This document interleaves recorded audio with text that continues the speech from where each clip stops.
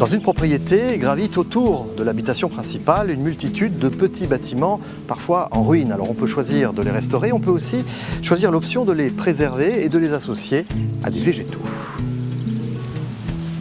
C'est le cas ici, dans le jardin de Marigny, où Pascale Alexandre a su tirer parti d'une ancienne étable. Elle a préservé et restauré certains éléments architecturaux pour en évoquer la présence.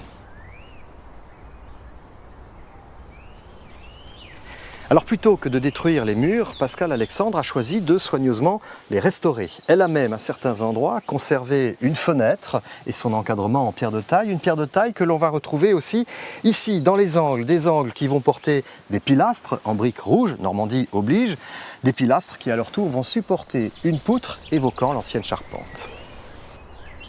Concernant les fondations, certaines ont elles aussi été conservées et restaurées jusqu'à une hauteur de 50 cm.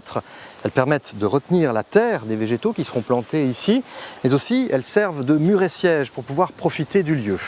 Et pour terminer sur ces éléments architecturaux restaurés, notez ces quelques emmarchements qui permettent d'accéder à une terrasse nouvellement créée. Lorsqu'on n'a pas la possibilité de rénover l'intégralité du bâtiment, on peut très bien en évoquer l'emprise au sol. Comme ici, où des traverses en chêne ont été installées pour délimiter l'intérieur de l'étable, l'intérieur évoqué ici par des graviers, de l'extérieur matérialisé par la pelouse. Le décor est posé, il ne reste plus qu'à l'embellir avec des végétaux. Des plantes qui ont été choisies pour leur volume, leur générosité, à commencer par le gillénia. Le gillénia qui est une plante vivace à la jolie floraison blanche. Ou bien ce rosier, le rosier au fil des saisons, qui n'est pas sans évoquer les rosiers sauvages et notamment le célèbre églantier de Noé. Par opposition aux plantes vivaces et aux arbustes qui aiment le soleil, il y a ceux qui préfèrent l'ombre. L'ombre de ce rosier ici, le bouquet de la mariée, qui va déployer ses ramures sur l'ancienne ossature en bois qui supportait le plancher de l'étable.